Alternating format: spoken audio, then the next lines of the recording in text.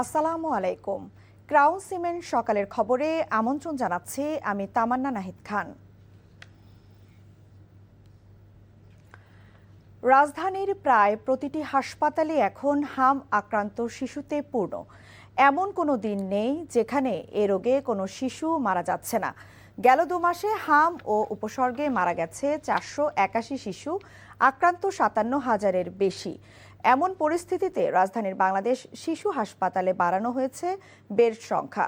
চিকিৎসকরা বলছেন, হামের টিকাদান কর্মসূচি জোরদার করায় খুব দ্রুতই পরিস্থিতির উন্নতি হবে। মোখলেসুর রহমানের ক্যামেরায় সালাউদ্দিন কাদেরের রিপোর্ট। মাত্র ৯ মাস বয়সী ছোট্ট ফারিহা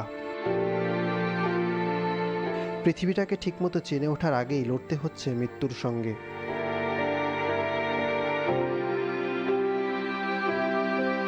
গেল ১ মাস সাভারের একটি বেসরকারি হাসপাতালে চিকিৎসাধীন ছিল ছোট্ট শিশুটি। অবস্থার আরও অবনতি হওয়ায় আনা হয়েছে ঢাকার শিশু হাসপাতালে। সন্তানের শ্বাসকষ্ট আর অসহায় কান্না দেখে দিনরাত আতঙ্কে কাটছে স্বজনদের। আরও ডাক্তার দেখাইছি, অনেক জায়গায় ডাক্তার দেখাইছি, কোনো জায়গায় কাজ হয়নি। তাই নামে ভর্তি হয়েছি, ওই জায়গায় ২৮ দিন রাখার পর আইসিইউতে রাখছিলাম ১৪ দিন, বুঝছেন। ঠান্ডা কিছু হয় নাই, মানে ওই রকমই। মানে তার ওখানে স্ক্যানের অবস্থা দেখে এই জায়গার আপনি কামরুল স্যার দেখাইছি, সেই জায়গায় আর কি ভর্তি দিছি। একই চিত্র ভোলার শিশু সাইফানেরও। প্রথমে ভোলা জেনারেল হাসপাতালে ৯ দিন চিকিৎসা চললেও অবস্থার উন্নতি হয়নি। শেষ পর্যন্ত তাকে ঢাকার শিশু হাসপাতালে নিয়ে আসে স্বজনরা। সন্তানের সুস্থতার আশায় হাসপাতালের বেডেই নির্ঘুম রাত কাটছে মায়ের। বোরহানুদ্দিন হসপিটালে ভর্তি করছে, নিউমোনিয়ার সুই 2 দিন চলাকালীন আমার মেয়ের হাম গোড়া দেখা দিছে। পরে বোরহানুদ্দিন হসপিটাল কয় যে আমাদের এনো ট্রিটমেন্ট নাই, আপনি ইয়ার যান ঢাকাতে, যদি এর চেয়ে বেশি সিরিয়াস কিছু দেখেন ঢাকাতে নিয়ে যান। ফারিহা কিংবা সাইফান, এমন অনেক শিশুর কান্না আর স্বজনদের উৎকণ্ঠায় ভারী হয়ে উঠেছে শিশু হাসপাতালের পরিবেশ। চিকিৎসকরা অবশ্য বলছেন, গত কয়েকদিনের তুলনায় নতুন রোগীর ভর্তির সংখ্যা কিছুটা কমেছে, যা কিছুটা হলেও স্বস্তির। আমরা আমাদের হাসপাতালে আরও ২৪টা অতিরিক্ত বেড করা হয়েছে। এখন আমাদের প্রায় ১০০-র কাছাকাছি। এখন যথেষ্ট বেড আছে। আইসিইউর বেডও আমাদের 16টা। এখন তো লাইন, আমরা যেহেতু ডাক্তার অনেকগুলো এনশিওর করছি, লাইন কিন্তু ওরকম ভিড় হচ্ছে না। আর রুগীও তো কমে গেছে, নতুন আক্রান্তের হারও কমে গেছে। যেগুলি আসতেছে, আমি আবারও বলি, কমপ্লিকেটেড মিজেল যেগুলি, সেইগুলির জন্য স্পেশাল বেড, আইসিইউ, এনআইসিইউ দরকার হচ্ছে। সেগুলি আমরা এনশিওর করতেছি, নিশ্চিত করতেছি। এদিকে হাম নিয়ন্ত্রণে দেশের সব সরকারি ও বেসরকারি হাসপাতালে আলাদা ওয়ার্ড ও কেবিন চালুর নির্দেশ দিয়েছে স্বাস্থ্য মন্ত্রণালয়। ছুটি বাতিল সহ জারি করা হয়েছে আরও কিছু নির্দেশনা। সালাউদ্দিন কাদের, এনটিভি নিউজ, ঢাকা। ঢাকা চট্টগ্রাম মহাসড়কের ঢাকামুখী লেনে দাউদকান্দির ইলিয়টগঞ্জের পুটিয়া থেকে মেঘনা গোমতী সেতু পর্যন্ত দীর্ঘ ১০ কিলোমিটার যানজট সৃষ্টি হয়েছে। পুলিশ জানান, ভোরে মেঘনা গোমতী সেতুর কাছাকাছি একটি ট্রাক উল্টে যাওয়ায় কিছু সময়ের জন্য মহাসড়কে যান চলাচল বন্ধ হয়ে যায়। পরে পুলিশ গিয়ে ট্রাকটি সরিয়ে নেয়। টানা ৩ দিন ধরে ভোর থেকে দিনের বড় একটি সময় পর্যন্ত মহাসড়কে যানজট দেখা দেয়ায় ঈদ যাত্রাকে ঘিরে উদ্বেগ বাড়ছে। হিলি সীমান্তে বাড়তি নিরাপত্তা ও নজরদারি বাড়িয়েছে বর্ডার গার্ড বাংলাদেশ, বিজিবি। আসন্ন কোরবানির ঈদকে সামনে রেখে সীমান্ত দিয়ে ভারত থেকে গরু পাচার ও অনুপ্রবেশ রোধে এই ব্যবস্থা নেওয়া হয়েছে। পাশাপাশি টহল কার্যক্রমও বৃদ্ধি করা হয়েছে। জয়পুরহাট ২০ বিজিবি ব্যাটালিয়নের অধিনায়ক লেফটেন্যান্ট কর্নেল মোহাম্মদ লতিফুল বাড়ি জানান, হিলি সহ অন্যান্য সীমান্ত দিয়ে ভারত থেকে গরু পাচারের কোনো সুযোগ নেই। এসব সীমান্ত এলাকায় বিজিবির সদস্যরা সর্বোচ্চ সতর্ক অবস্থানে রয়েছেন। আসন্ন কোরবানির ঈদকে ঘিরে ভিড় বেড়েছে খামারে খামারে।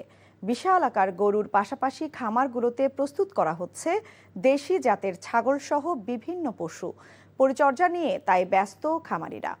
শেরপুর থেকে কাকন রেজা, ময়মনসিংহ থেকে আইয়ুব আলী ও নড়াইল থেকে এম মুনির চৌধুরীর পাঠানো তথ্য ছবিতে ইমরুল কায়েসের ডেস্ক রিপোর্ট। চোখ ধাঁধানো বিশালাকার এই গরুটির নাম বাংলার ডন। শেরপুরের একটি এগ্রো ফার্মে চলছে এই গরুর পরিচর্যা। খাবার খাওয়ানো কিংবা তার যত্নে কমতি রাখছে না খামারি।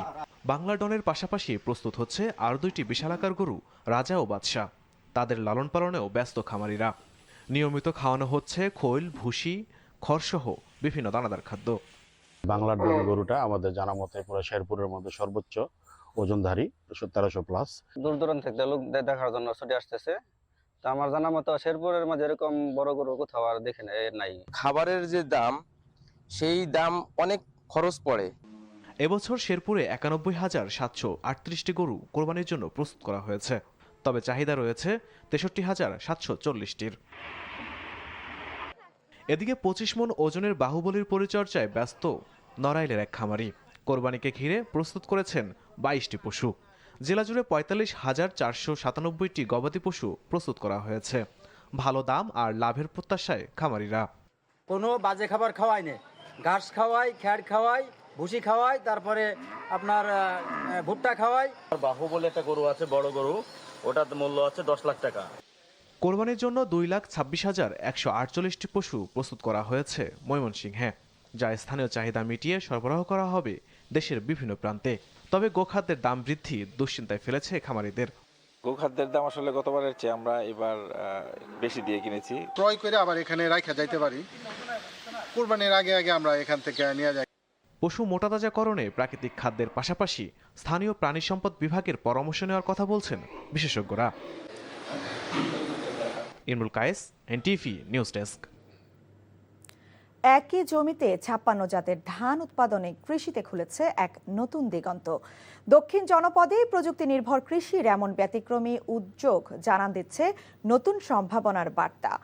LSTD নামক প্রকল্পের আওতায় রাইস গার্ডেন উদ্ভাবিত প্রযুক্তি নিয়ে উচ্ছ্বসিত প্রযুক্তি গ্রামের প্রশিক্ষিত কৃষকরা। জলাবদ্ধতা, জলবায়ুর বিরূপ প্রভাব বিবেচনায় পটুয়াখালীর পানি, মাটি ও প্রকৃতি উপযোগী আধুনিক চাষাবাদে স্যাটেলাইট প্রযুক্তি উদ্ভাবন আর ইকো ইঞ্জিনিয়ারিং কৃষকের জীবনমান পরিবর্তনে সহায়ক হবে বলে আশা কৃষি গবেষকদের। পটুয়াখালী থেকে কাজল বরণ দাসের পাঠানো রিপোর্ট। একই মাঠে ভিন্ন ভিন্ন ধানের সারি। পটুয়াখালীর পশুরিবুনিয়া গ্রামের এই প্রযুক্তি গ্রামের রাইস গার্ডেনে একসঙ্গে পরীক্ষণ চলছে 56 জাতের ধান উৎপাদনের সফলতা। কৃষি মন্ত্রণালয়ের LSTD প্রকল্পের আওতায় উদ্ভাবিত ধানের জাতগুলো মাঠ পর্যায়ে যাচাই করা হচ্ছে। কোনটি লবণাক্ততা সহনশীল, কোনটি কম পানিতে বেশি ফলন, আবার কোনটি অতিরিক্ত পানিতে টিকে থাকছে। একই সঙ্গে ব্যবহার হচ্ছে আধুনিক কৃষি প্রযুক্তি। এতে কৃষকের খরচ যেমন কম হচ্ছে, তেমনি বাড়ছে উৎপাদন। রাইস গার্ডেনে 56 জাতের ধান একসাথে দেখে নিজেদের জমির জন্য ভালো জাত সহজেই বেছে নিতে পারছেন কৃষকরা। নতুন জাতের 105 একটা জাত যাও সুন্দর হয়েছে, 114 হেডা মরণ ভালো হয়েছে। ধানগুলো খুবই সুন্দর নতুন জাতের। ভালো সহযোগিতাও পাইছি, আমাকে বেশ ফলনও ভালো হচ্ছে, আমাকে কোনো এবার বেশি খরচা যায় নাই। মাঠের আইলে ফুলের চাষ করে কিভাবে বন্ধু পোকা বাড়ানো যায়, কীটনাশকের ব্যবহার কমানো যায়, তারপর বায়োকোটের ইউরিয়ার মাধ্যমে কিভাবে কম ইউরিয়া সার ব্যবহার করে বেশি ফলন পাওয়া যায়, আমরা এই কার্যক্রমগুলো এখানে পরিচালনা করছি। এই প্রকল্পের মাধ্যমে গবেষণাগার থেকে মাঠ আর মাঠ থেকে সরাসরি কৃষকের হাতে পৌঁছাচ্ছে প্রযুক্তি, যা কৃষিতে টেকসই উন্নয়নে ভূমিকা রাখছে বলে জানান প্রকল্প পরিচালক। আমরা এই এলাকার কৃষকের মধ্যে আধুনিক জাত এবং প্রযুক্তিগুলো জনপ্রিয়করণের মাধ্যমে কৃষির উৎপাদনশীলতা বৃদ্ধি এবং কৃষকের জীবনযাপনের মান বৃদ্ধির জন্য, লাইভলিহুড ইনক্রিজ করার জন্য আমরা নিরলসভাবে কাজ করে যাচ্ছি। প্রযুক্তি ও উদ্ভাবনের সমন্বয় উপকূলীয় কৃষিতে টেকসই উন্নয়নের নতুন পথ তৈরি হবে বলে মনে করছেন সংশ্লিষ্টরা। NTV news desk. চাঁদপুরের হাজীগঞ্জে যাত্রীবাহী বাস, বোগদাদ ও আইডি পরিবহনের শ্রমিকদের ওপর হামলার জেরে কুমিল্লা চাঁদপুর রুটে অনির্দিষ্টকালের জন্য বাস চলাচল বন্ধ রাখা হয়েছে। ঘটনার প্রতিবাদ, নিরাপত্তা ও বিচার না হওয়া পর্যন্ত কুমিল্লা চাঁদপুর আঞ্চলিক মহাসড়কে বাস চলাচল বন্ধ থাকবে বলে ঘোষণা দিয়েছেন শ্রমিকরা। এদিকে হঠাৎ বাস চলাচল বন্ধ থাকায় দুর্ভোগে পড়েছেন যাত্রীরা। আহত শ্রমিকদের অভিযোগ, গতকাল স্থানীয় একটি মাঠে রাখা বাসের শ্রমিকদের ওপর হঠাৎ একদল দুর্বৃত্ত হামলা চালায়।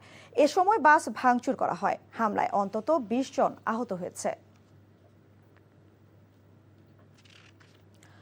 ঢাকার পল্লবী এলাকায় ধর্ষণের পর নির্মম হত্যার শিকার শিশু রামিসা আক্তারের দাফন সম্পন্ন হয়েছে।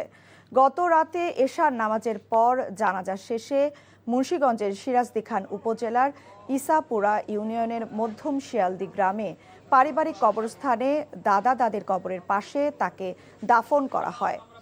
এর আগে জানাজা অনুষ্ঠিত হয় মোল্লাবাড়ি এলাকার বাইতুল আমান জামে মসজিদের আঙিনায়। এতে স্বজন, স্থানীয় বিশিষ্ট ব্যক্তি, রাজনৈতিক নেতৃবৃন্দ ও এলাকাবাসী অংশ নেন।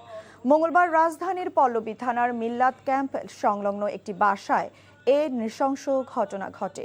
শিশু রামিসাকে ধর্ষণের পর ধারালো অস্ত্র দিয়ে হত্যা করা হয়। সকালের খবর এইটুকুই। এই খবরের ভিডিও সহ আপডেট জানতে ভিজিট করুন এনটিভি অনলাইন www.ntvbd.com। এছাড়াও এনটিভির জনপ্রিয় সব অনুষ্ঠান ও খবরের আপডেট জানতে ভিজিট করুন আমাদের ইউটিউব ও ভেরিফাইড ফেসবুক পেজ। 12টার মধ্যাহ্নের খবর দেখার আমন্ত্রণ রইল। ধন্যবাদ সবাইকে।